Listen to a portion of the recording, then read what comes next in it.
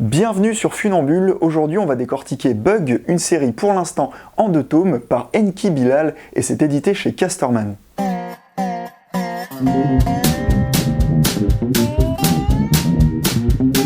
Tout d'abord, un grand merci à tous les BDphiles qui ont participé au sondage pour savoir quel BD j'allais décortiquer. C'est Bug qui l'emporte de justesse devant PTSD. Je vous ai compris! C'était plutôt sympa ce sondage, c'est un bon moyen de savoir ce que vous pensez. Je vais essayer de faire ça plus souvent, alors checkez bien l'onglet communauté, c'est là que ça se passe. Bug, donc, le volume 2 d'une série par Enki Bilal, un immense auteur, Grand Prix d'Angoulême, dont l'œuvre tourne essentiellement autour de la science-fiction. Fallait que je vous en parle. Avec, par exemple, pour les plus connus, la trilogie Nicopole, Monstre, ou encore Julia et Rohem. Mais Bilal, c'est aussi un touche-à-tout et c'est aussi du cinéma. Il a par exemple réalisé Immortel ad vitam et cette année 2019, il est jury du Festival de Cannes.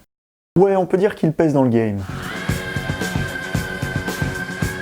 La science-fiction, Bilal en a fait son fond de commerce, son cheval de bataille, son dada, son violon d'ingre. Faut m'arrêter quand c'est comme ça. Et pourtant, il dit lui-même, la science-fiction n'existe plus.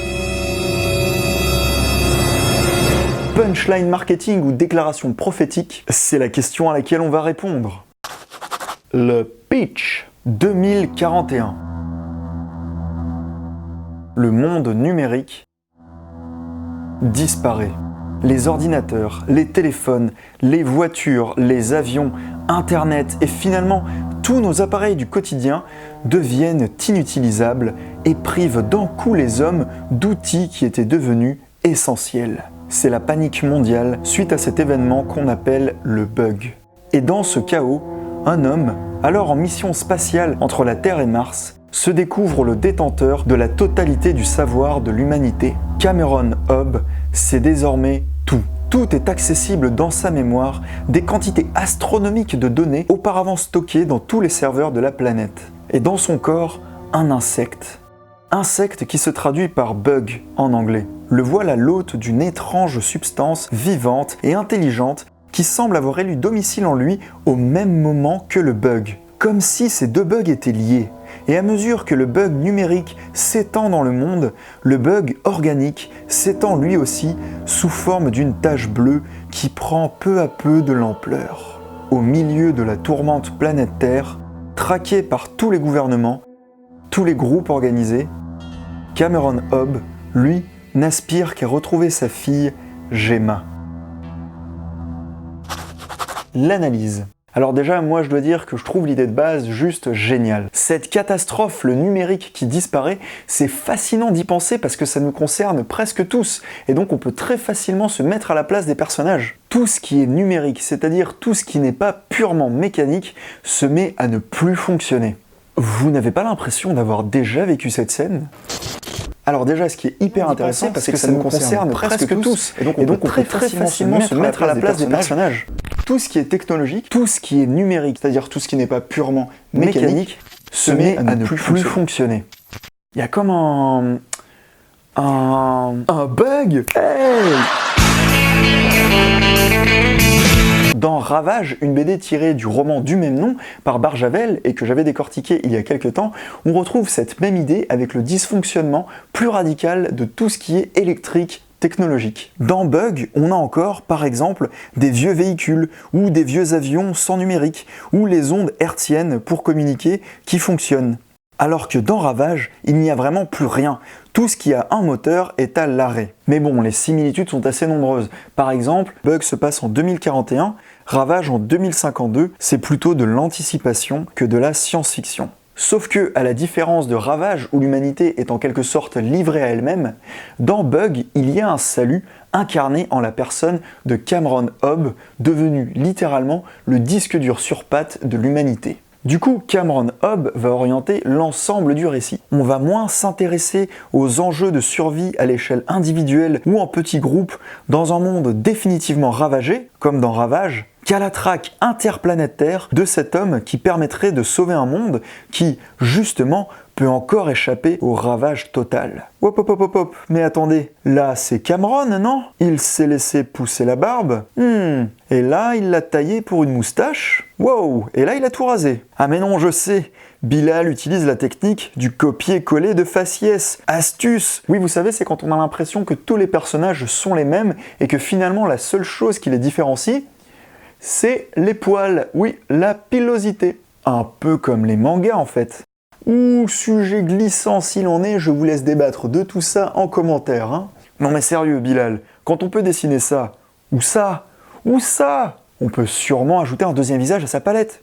Surtout pour servir un scénario aussi chouette. Conflits politiques, sociaux, scientifiques ou encore médiatiques, Bug est l'occasion pour Bilal d'aborder de multiples sujets. Comment réagiraient les grandes puissances face aux bugs? Bilal y répond sombrement par la méfiance généralisée et la rivalité, voire le conflit pour l'unique ressource à disposition, Cameron Hobb. Plutôt que l'entraide, c'est donc la peur qui l'emporte dans un contexte de nouvelle guerre froide. Comment vivrions-nous le bug à l'échelle individuelle? Un avilissement généralisé. Sans le soutien du numérique, devenu une extension de nos capacités physiques et intellectuelles, Bilal dépeint des hommes débiles, c'est-à-dire faibles psychologiquement, comme le démontrent les multiples fautes d'orthographe des journalistes, à présent dépourvus de correcteurs orthographiques, et faibles physiquement, depuis que les implants numériques ne fonctionnent plus. Oui, des implants numériques, c'est-à-dire des petits appareils implantés un peu partout dans le corps et chargés d'améliorer telle ou telle caractéristique. Acuiteur de vision, régénérateur de cellules,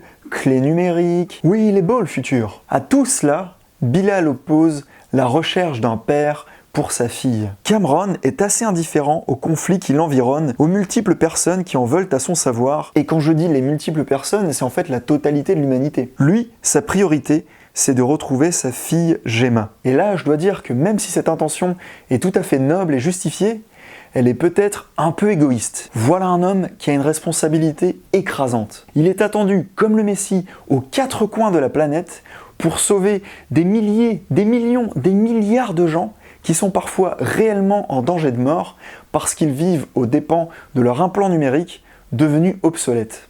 Et plutôt que de prendre une vraie décision par rapport à tout ça, quitte à choisir le camp de la France, des États-Unis, de la Chine, ou pourquoi pas de groupes indépendants mafieux ou néo-communistes, Cameron passe en fin de compte son temps à fuir cette immense responsabilité pour poursuivre un intérêt, ok, tout à fait justifiable, mais quand même sacrément égoïste, et qui sur le long terme n'a pas tellement de sens. À quoi ça sert de retrouver sa fille si c'est pour vivre dans un monde ravagé et sans être jamais en paix vu que Cameron Hobb sera encore et toujours traqué par tout le monde, au sens propre, tout le monde. Mais en fait, si on y réfléchit bien, c'est très probablement comme ça que ça se passerait. Cameron a beau être fort, intelligent et désormais doué de capacités surhumaines, ce n'est pas un héros. C'est juste un pilote qui n'a rien demandé à personne, et évidemment que dans un tel contexte, il va d'abord penser à sauver ses proches et lui-même. Il n'est finalement qu'un homme, et par son comportement individualiste, il participe lui aussi à l'échouage lent et inexorable de cette humanité à la dérive. C'est la fin de cet épisode de Funambule, j'espère qu'il vous a plu. Si vous voulez lire Bug, je vous ai mis un lien pour lire la BD dans la description. Et comme d'habitude, si vous voulez soutenir la chaîne, n'hésitez pas, il faut liker, partager, commenter, bref, il faut nourrir l'algorithme YouTube. N'hésitez pas aussi à suggérer des BD dans les commentaires, je ferai un sondage bientôt pour la prochaine BD à décortiquer. Sur ce, chers BDphiles, je vous dis à bientôt et bonne lecture.